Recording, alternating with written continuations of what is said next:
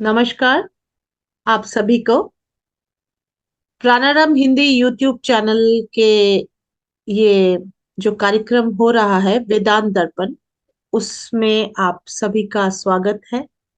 हार्दिक अभिनंदन। आज के 51 एपिसोड में मैं स्वागत करूंगी ऋषि श्री गौतम चटर्जी सर का। प्रणाम सर। Thank you. वेलकम। आनंद।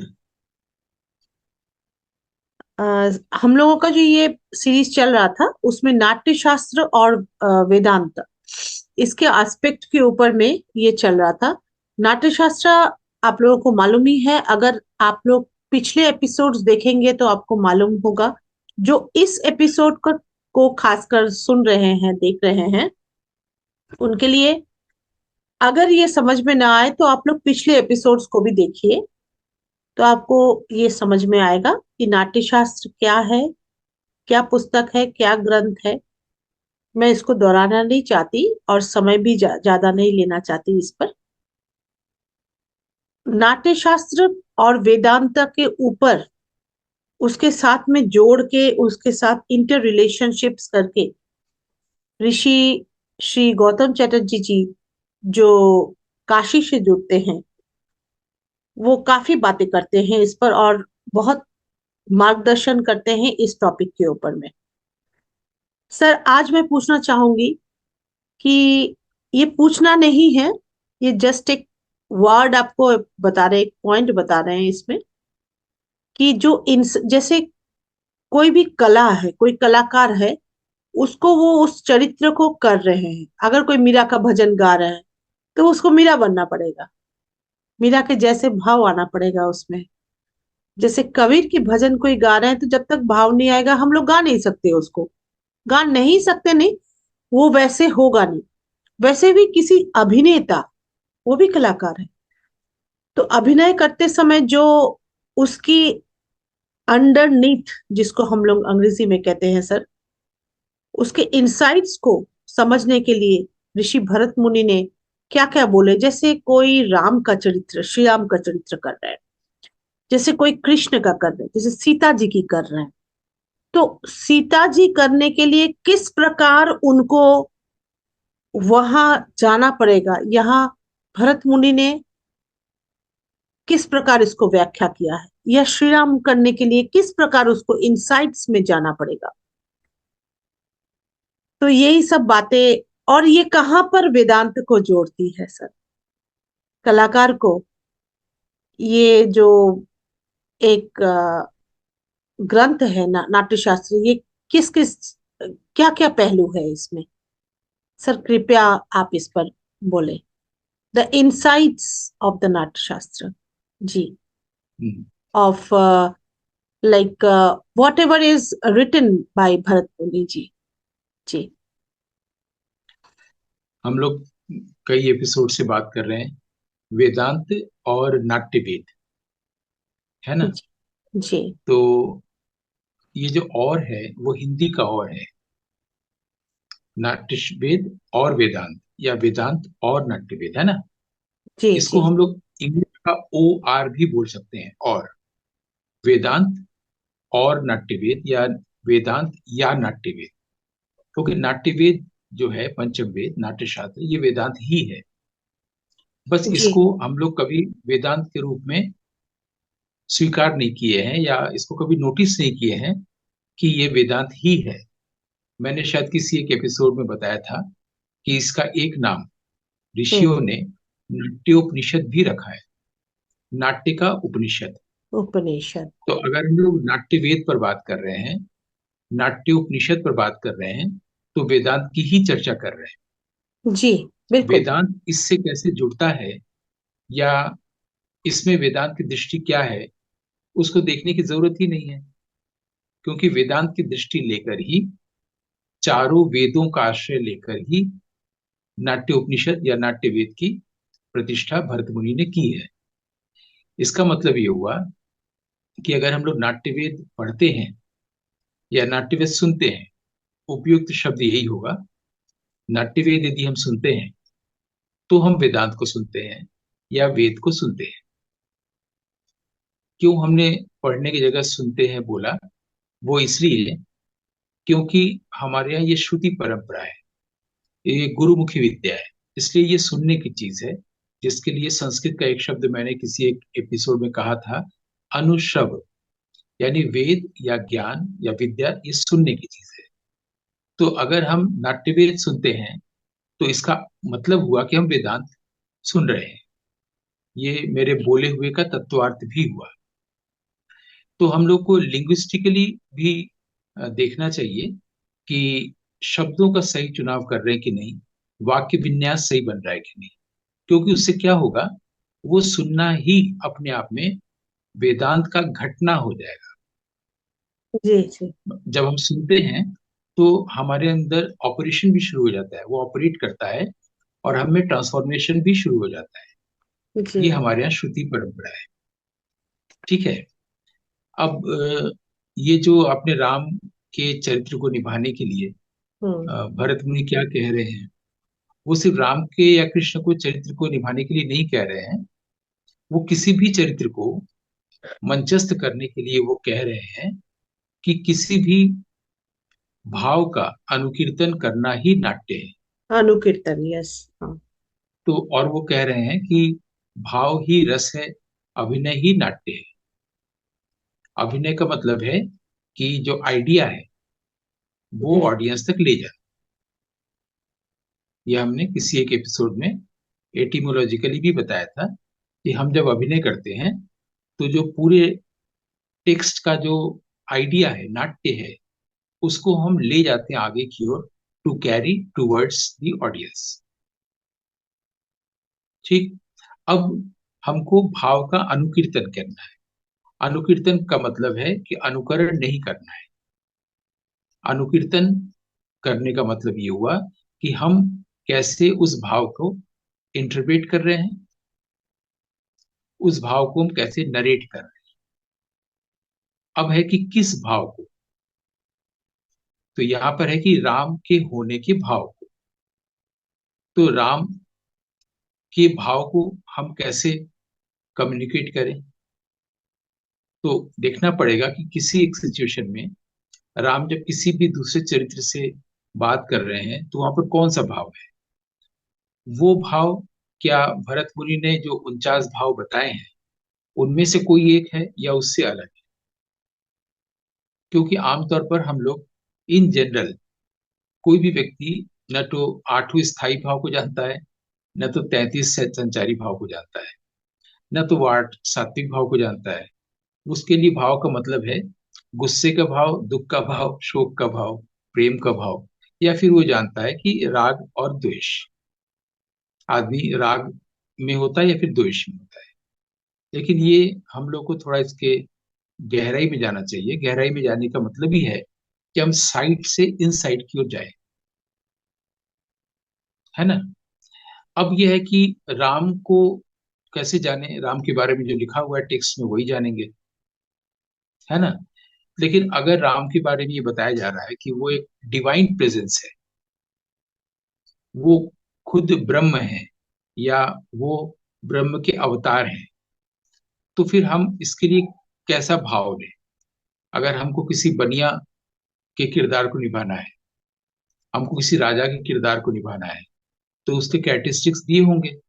लेकिन राम या कृष्ण अगर ईश्वर के रूप में है तो उसके कैरेक्टरिस्टिक्स क्या है, तो उसके लिए भी हमें बहुत सोचने की जरूरत नहीं है।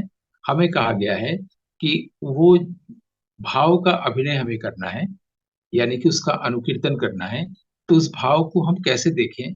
अगर राम ईश्वर हैं, अगर राम ब्रह्म हैं, अगर राम शिव हैं, तो डायरेक्ट परसेप्शन से बढ़कर कोई चीज नहीं होती है। Direct perception, direct perception is the ever ever experience, all time experience, हमेशा के एक्सपीरियंस है डायरेक्ट परसेप्शन। हम लोग परसेप्शन जानते हैं। परसेप्शन का मतलब होता है प्रत्यक्ष। या हमारे यहाँ जो 4 प्रकार के प्रमाण बताए गए हैं उसमें पहला है प्रत्यक्ष, जिसके लिए अंग्रेजी शब्द बनाया गया है परसेप्शन। परसेप्शन के लिए हम लोग हिंदी में एक और शब्द ले सकते हैं, दर्शन। देखना, दर्शन करना। ठीक है। अब ये है कि हमारी जो आंखें हैं वो देखती हैं। अब हमारी जो आंखें हैं वो सिर्फ फॉर्म्स को देखती हैं, फॉर्मलेस को नहीं देख पाती हैं। हमारे जो कान हैं वो फॉर्मलेस को सुनती हैं। इसलिए जो हमारी जो कान की जो सेंसिटिविटी है और सेंसिबिलिटी है वो आंख से ज्यादा सूक्ष्मतर है। इसलिए संगीत जो है वो हृदय को डायरेक्टली एड्रेस्ड है, संबोधित है। तो जो सटलर है वो ईयर है आंख की तुलना में। माइंड उससे भी ज्यादा सटलर है। माइंड जो है वो स्पीच से भी अधिक सटलर है। तो अगर सुनना देखने की तुलना में ज्यादा सूक्ष्म है और सत्य या ब्रह्म या राम ये सूक्ष्म या फॉर्मलेस है, तो हम सुनने की ओर जाएंगे। इसलिए भरत मुनि सुनने को बहुत इंपॉर्टेंस दे रहे हैं, श्रुति। फिर कह रहे हैं कि ग्रहण धारण प्रयोग। तो जी हम सर, ग्रहण मैं, कैसे करें? जी जी बिल्कुल धारण। मैं सर, मैं बस इतना ही, मुझे ये इसमें इतना मतलब याद आ रहा है, ये परसों ना कल की बात है सर, मैं किसी को यही कह रही थी कि मतलब एक बच्चा था, वो उसको मैं ये गाने के बारे में, म्यूजिक के बारे में, तो वो कह रही थी, छोटी सी लड़की थी वो, और वो, अब मुझे याद आ गया ये, कान से सुनना और नाक, तो उसको मालूम ही नहीं है। She is a 10-11 years old girl. तो उसको मैंने ये बताया कि देखो, and she was looking at me, गाना गाते समय वो देख रही थी चारों तरफ। मैंने कहा देखो, गाना या स्वर कहीं पे लिखा नहीं है, कहीं तुमको दिखेगा नहीं, तुमको सबसे पहले तो सुनना पड़ेगा। क्योंकि जो ब्लाइंड होते हैं वो बहुत अच्छा गाते हैं, बजाते हैं, कैसे बजाते हैं, वो स्वर को देख नहीं पाते हैं ना, ताल भी नहीं, बस ये चल रहा है, और माइंड चलता है, हृदय चलता है, हृदय है। तो विदाउट आईज दैट मैन और वुमेन इज डूइंग दैट। तो ये बात सर, हाँ, सॉरी मैंने इंटरप्ट किया, इसलिए बिल्कुल आपने सही नहीं कहा ये सर बहुत कि अच्छा, पहले, बहुत हाँ, सरल हो गया। यही होता है, यही होता है कि उस स्वर को और उस संगीत को तो हम देख नहीं सकते, पर देखने की आवश्यकता भी नहीं है, बिल्कुल। जो हम तो आईज से देखते हैं। हाँ। ये जो सुनते हैं, तो कान से सिर्फ सुनना होता है और सुनते हुए देखना भी होता है। ये जो हम लोग वेदांत से नाट्य वेद की बात कर रहे हैं, तो वेदांत की प्रैक्टिस करने वाले लोग जितनी देर में सत्य को सुनेंगे, अनहद नाद को सुनेंगे, उससे जल्दी हम कला के जरिए सुन सकते हैं। नहीं तो नाट्य वेद की जरूरत क्या थी, संगीत की जरूरत क्या क्या थी? तो हम लोग रस के साथ, एंटरटेन होने के साथ, रोचकता के साथ, है ना, रसिक होने के भाव के साथ, चीनी के स्वाद को लेने के साथ हम लोग सत्य को देख सकते हैं। ये जो देखना है ना, ये सुनते हुए देखना है। क्योंकि जब हम सुनते हैं तो हम प्रेजेंट मोमेंट में होते हैं, और जब देखते हैं तो फिर सोचने भी लगते हैं। देखने के लिए रूप चाहिए, और सामने राम का किरदार है नहीं कि हम देखें। तो राम जो तत्व है उसे हम सुन सकते हैं। अब जो सुनना है, यहाँ पर जो सुनना है, वो सुनना हमेशा अपने भीतर की ओर है, और वो आनंद को सुनना है। कैसे कि हम लोग राग द्वेष दो शब्द बोले। राग क्या है? वो सुख की स्मृति है। जब हम लोग किसी के साथ मिलते हैं जो हमें प्रिय है, उस वक्त आनंद भी होता है और सुख भी होता है। आदमी उस सुख के लिए फिर आगे और चाहता है, फिर दुख मिलता है, ऐसा हम लोग को बताया गया है। लेकिन जब वो मिल रहा होता है सुख, तो उससे सुख नहीं मिलता है। जब दो व्यक्ति जो एक दूसरे से प्रेम करते हैं, जब मिलते हैं तो उन्हें आनंद मिलता है, सुख नहीं मिलता है। हम लोग बचपन से ये सुनते हुए बड़े हुए हैं, ये पढ़ाया जाता है कि सुख मिलता है, फिर आप इच्छा करते हैं, फिर दुख मिलता है। ऐसा है ही नहीं। हम लोग कोई प्रैक्टिकली देखने नहीं गए हैं। भरत मुनि सिखा रहे हैं हम लोगों को कि जब दो व्यक्ति मिल रहे हैं, दुष्यंत और शकुंतला मिल रहे हैं, तो उस वक्त वो प्रेम का भाव है, राग का भाव नहीं है, और उनको आनंद हो रहा है। आनंद क्यों हो रहा है? क्योंकि इसका साइंस भी हम कभी बता चुके हैं कि जब हम जिससे मिलना चाहते हैं और हमें मिलने में की आतुरता रहती है, उत्सुकता भी रहती है, और जब हम मिलते हैं तो उस वक्त वो इच्छा खत्म हो जाती है, इच्छा नहीं रहती, डिजायरलेसनेस की स्थिति आती है, माइंड एक्टिव नहीं रहता, इंटेलेक्ट एक्टिव नहीं रहता, और ईगो हमारा एक्टिव नहीं रहता।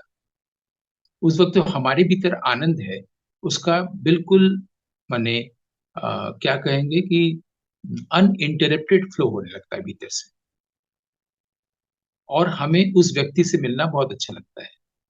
मिलने के बाद जब हम लौटते हैं तो उससे अलग होते हैं, और जब हम उसको याद करते हैं उस आनंद को, वहां से सुख शुरू होता है, और सुख जब शुरू होता है तो फिर डिजायर होता है, इच्छा होती है फिर मिलने की। और फिर जब मिलते हैं, चूंकि प्रकृति में हर वक्त चेंज है, उसमें उस व्यक्ति की भी गलती नहीं है, प्रकृति भी की गलती नहीं है, तो हमारे पास जो सुख स्टैटिक होके रह गया एक इमेज, उससे तुलना जब करते हैं तो बदल गया होता है, और धीरे धीरे हम लोग दुख की ओर बढ़ जाते हैं, है ना। इसका मतलब हुआ कि हम लोग व्यावहारिक जगत में भी हम लोग के पास आनंद है। तो हम लोग अगर आनंद लें, अपने प्रिय के साथ आनंद लें और सुख न लें, सुख न लेना क्या है, क्लियर हो गया। तो अगर हम आनंद लेंगे और उससे जब हम अलग होंगे, अपने दूसरे काम में लग जाएंगे, फिर मिलेंगे, तो उस वक्त भी तो हमारे पास कुछ ना कुछ प्रत्यक्ष रहेगा। हो सकता है हम किसी वृक्ष के साथ हैं, हो सकता है हम डायरी में कुछ लिख रहे हैं, हो सकता है हम रास्ता पार कर रहे हैं, कुछ भी कर रहे हैं, तो उस वक्त हम आनंद में क्यों नहीं रहेंगे? उस वक्त भी तो ईगो नहीं होगा, डिजायर नहीं होगा, हाँ, माइंड इंटेलेक्ट बिल्कुल नहीं होगा, बिल्कुल बिल्कुल। और आएगा। तो अगर आप बिल्कुल। इस आनंद के साथ हमेशा हैं, हम्म। आनंद किसे लिए अच्छा लगेगा? अगर आपको बता दिया जाएगा कि जिसको आप सुख समझ रहे हैं वो आनंद है, तो आनंद के साथ आप हमेशा रहना चाहेंगे, है ना। जैसे मान लीजिए अभी हम आपसे बात कर रहे हैं इस विषय पर, इसका आनंद ले रहे हैं, का मतलब क्या हुआ कि हमारा ध्यान किसी और तरफ नहीं है कि बिल्कुल। इस प्रोग्राम के बाद हमें ये काम करना है, हम्म। या इससे पहले जो हम अभी काम करके आ रहे हैं, मान लीजिए कोई फिल्म देख के हम आ रहे हैं, तो उसके बारे में नहीं सोच रहे हैं, है ना। हम्म। इसका मतलब है कि पूरी तरह से यहाँ है, होल हार्टेडली यहाँ है। यानी गपशप जब कर रहे हैं तब भी होल हार्टेडली है, जब चाय पी रहे हैं तब भी होल हार्टेडली है, कोई किताब पढ़ रहे हैं तब भी होल होल हार्टेडली है, जब किसी से मिल रहे हैं तो भी उससे होल हार्टेडली है, अभी जब ये प्रोग्राम हो रहा है तो भी होल हार्टेडली है। जी। इससे क्या होगा कि जो ब्रेन रजिस्टर कर रहा है हमारे पास, उसका वो इम्प्रिंट नहीं बनेगा अभी का। इम्प्रेस करेगा, बिल्कुल। जब इम्प्रिंट नहीं करेगा तो माइंड नहीं बनेगा, माइंड नहीं बनेगा तो हम याद नहीं करेंगे, याद नहीं करेंगे तो फिर हम सुख की तरफ जाएंगे ही नहीं, और जब सुख की बिल्कुल। तरफ नहीं जाएंगे दुख होगा नहीं। तो ये जो है, इस आनंद में वो सुनना है, जी सर। और वो सुनना ही देखना है। अब क्या है कि ग्रहण और धारण कैसे होता है? वो ऐसे होता है कि वो जो सुनना है उसका एक दूसरा नाम है इंट्यूटिव परसेप्शन। जी। जो धारण करने के लिए भरत मुनि कह रहे हैं, वो इंट्यूटिव परसेप्शन। इंट्यूटिव परसेप्शन दो मोड पर काम करता है। पहला है एब्जॉर्प्शन, और दूसरा है इमिनेशन या मल्टीप्लिकेशन। एब्जॉर्प्शन का मतलब है जो कुछ भी है हम उसको कैसे एसिमिलेट कर रहे हैं, करेक्ट। एब्जॉर्ब कर रहे हैं, करेक्ट। है ना। हाँ। तो एब्जॉर्ब करना हम लोग कई तरह से करते हैं, अब उसको फिर हम लोग इमेनेट करते हैं, लोगों तक ले जाते हैं। ये दो चीज को हमारे यहाँ इंसाइट या इंट्यूटिव परसेप्शन कहा गया है, और इसी को वो कह रहे हैं ग्रहण, धारण और फिर प्रयोग। ठीक है। अब क्या है कि ये जो हम लोग ये सारी चीजें बात हो रही है, या कहीं भी किसी शब्द को लेके कोई कंफ्यूजन नहीं होना चाहिए। होता क्या है कि हम लोग जो होता है उसके जगह पर कुछ और देखने लगते हैं। जी। इसके लिए एक शब्द बोला गया है हमारे यहाँ, विपर्य। विपर्य का मतलब होता है, ये अविद्या का एक रूप है।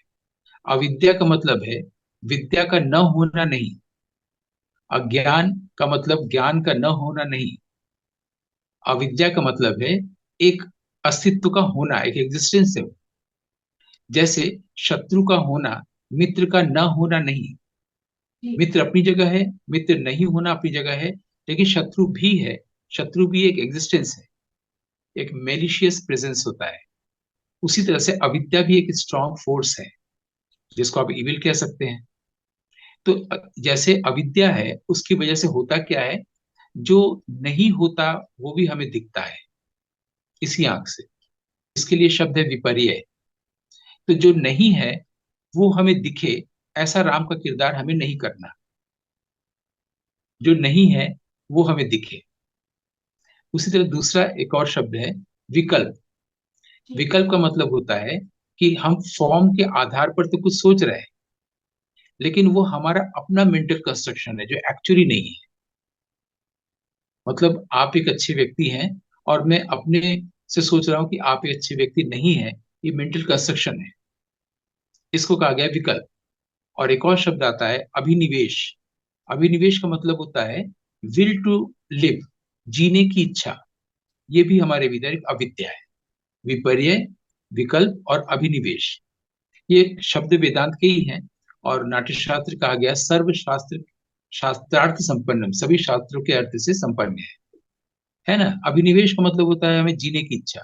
जीने की इच्छा हमारे अंदर क्यों होती है, ये भी अविद्या क्यों है? क्योंकि पिछले जन्म में जब हम मरे थे तो उससे उसमें डरे थे। उस डर के कारण इस जन्म में भी हम जीने की इच्छा करते हैं, कामना करते हैं। ये अविद्या है। क्योंकि पिछले जन्म में हमने ये नहीं समझा था कि हम मरते ही नहीं। तो जो हम मरते नहीं है, किसी और चीज को हमने समझ लिया था कि वो हम हैं, वही हमारा विपर्य था। जैसे रस्सी में हम सांप देखने लगे थे। सर ऐसे भी होता है कि है ना। हम मरते नहीं है, ये अनुभव हम लोगों को हुआ था, मुझे मालूम नहीं है सर, इसको जरा प्लीज क्लियरली बताइए। ऐसा है कि हम देखते हैं जिस चीज का एंड हो जाता है वही तो मरना है, इसी को तो मरना कहते हैं। प्रकाश जब नहीं है तो अंधेरा है, अंधेरा जब नहीं है तो प्रकाश अच्छा, है। द एक फियर ऑफ पेंसिल से death, the fear of death जो कहा गया है। फियर ऑफ डेथ क्यों है हमारे भीतर? फियर ऑफ डेथ इसलिए है कि पिछले जन्म में जब हम मरे थे तो हाँ हम हाँ। मरना नहीं चाहते थे। और राइट। वो डर हमारे साथ रह गया, उसका इंप्रेशन रह गया। और करेक्ट। उस इंप्रेशन के कारण इस जन्म में भी हम जीना चाहते हैं। वो डर करेक्ट। हमारे यहाँ चला आ रहा है, डीप डर, रूटेड। हाँ, द फियर इज कैरिंग, या। करेक्ट। है ना। तो हम करेक्ट। लोग इसको ऑब्जर्व नहीं करते, इसलिए हम लोग किताब को पढ़ते हैं, किताबी भाषा बोलते हैं। ये डायरेक्ट परसेप्शन की चीज है। आप डायरेक्टली ऑब्जर्व करिए कि बिल्कुल। हम लोगों ने इम्प्योर को प्योर मान लिया है, अनरियल को रियल मान लिया है। बॉडी इम्प्योर है, बॉडी प्योर नहीं है। बॉडी रेगुलर केयरिंग की मांग करता है, वो इम्प्योर है। हम उसको प्योर मान लिया और सोचते हैं बॉडी को कोई क्लेश ना हो। है ना। तो उसको जब हमने प्योर मान लिया है तो हम बॉडी हो गए। और अब हम बॉडी का धीरे धीरे ग्रो, डिके, डेथ होने जा रहा है। हम डर रहे हैं कि हमारे पास सिर्फ 1 मिनट का हो सकता है समय हो सकता है 30 साल का और जीवन हो सकता है 5 साल का जीवन हो। वैसे ही हमारी सोच बनती चली जा रही है। तो वो पिछले जन्मों से चली आ रही है। हम लोगों ने ये जाना ही नहीं है कि बॉडी हम नहीं है। हमारा जन्म ही नहीं हुआ है कि हमारी मृत्यु हो। बॉडी का जन्म हुआ है, बॉडी का निधन होगा। हमें डरने की जरूरत ही नहीं है। हमारे पास विपर्य है, इसलिए हमने रियलिटी को या अपने आप को बॉडी मान लिया है। बॉडी जो सांप है और हम जो रस्सी है, रस्सी में सांप को देख रहे हैं। तो जब इस तरह की दृष्टि लेके हम एक्टिंग करने जाएंगे तो वहां भी तो हम गलत ही देख रहे होंगे। वैसे ही विपर्य के साथ साथ जब हम विकल्प का सहारा लेंगे, जो नहीं है उसके बारे में अगर हम सोच के अपना मेंटल कंस्ट्रक्ट करें, थॉट कंस्ट्रक्ट करें, वो भी गलत होगा। जो राम नहीं है हम राम अपने से सोच ले रहे हैं। है ना। कई बार आप देखिएगा कि संबंधों में भी ऐसा होता है। हमारे पास एक डायरेक्ट परसेप्शन होता है, हम किसी इंसान के साथ एक दिन, हम्म। 1 घंटा, 1 साल या 10 साल रहते हैं। वो डायरेक्ट परसेप्शन को हम महत्व नहीं देते। दूसरा, तीसरा, चौथा, पांचवा आदमी अगर हमें उसके बारे में बोलता है तो हम उसको महत्व देते हैं। इससे क्या होता है कि हमारे पास डायरेक्ट परसेप्शन राम का हो सकता है, डायरेक्ट परसेप्शन मीरा के गाए हुए शब्दों का हो सकता है, डायरेक्ट। लेकिन हम क्या करते हैं, इनडायरेक्ट परसेप्शन लेते हैं क्योंकि हम उसे सुनते नहीं है। हमको जो शब्द कहा जाए, अगर मीरा के शब्द हमको समझ में आ जाएंगे तो हमारे अंदर भी ट्रांसफॉर्मेशन घटेगा ना। और जब ट्रांसफॉर्मेशन घटेगा तो हम वो नहीं रह जाएंगे जो मीरा के पद को गाने गया है ना, तब तो मैं अपने पद को गाऊंगा। ये जी बात पता नहीं मैं कितना कॉम्प्रिहेंड कर पा रहा हूँ, लेकिन ये बात क्लियर है ना कि हम नहीं, डायरेक्ट बिल्कुल परसेप्शन सर, की कोई तरफ और हो जाते हैं चरित्र ना। आ जाएगा, वननेस नहीं आएगा। माने एक और कोई वन और एंड चरित्र टू नहीं आ है। जाएगा। हाँ, राइट। जैसे मान लीजिए मेरा मेरा आपके बीच में एक संबंध है। हाँ, हम लोग व्यक्तिगत रूप से एक दूसरे को 2 साल से जानते हैं। हम्म। डायरेक्ट परसेप्शन ये है कि हम्म। बहुत अच्छा संबंध है। तीसरा व्यक्ति जो इनडायरेक्ट आया, उसने आपके बारे में कुछ बोला, चौथे ने आपके बारे में बोला, सबने आपके विरुद्ध बोला और हमने उसको सच मान लिया। हम्म। जो डायरेक्ट परसेप्शन है उसको हम लोग विश्वास नहीं किए, तो जाहिर है कि संबंध अपने आप बिगड़ेगा। तो ये जो है, ये हमारा मिस एप्रीहेंशन है, ये हमारा आपके बारे में मिस रीडिंग है, गलत सोचना है आपके बारे में, है ना। हम मिसअंडरस्टैंड खुद कर रहे हैं, जानबूझ के कर रहे हैं, डायरेक्ट एक्सपीरियंस को नहीं कर रहे हैं, है ना। तो अब क्या है कि ये डायरेक्ट एक्सपीरियंस को हम जब महत्व देंगे, आप देखिएगा जब आप लोग राग गाने जाते हैं तो हमारे यहाँ अच्छी हिंदी में कहा जाता है, उन्होंने राग की अवतारणा की। यानी ये अवतारणा शब्द आया है, एनंसिएशन, इसका ये शब्द आया अवतार से।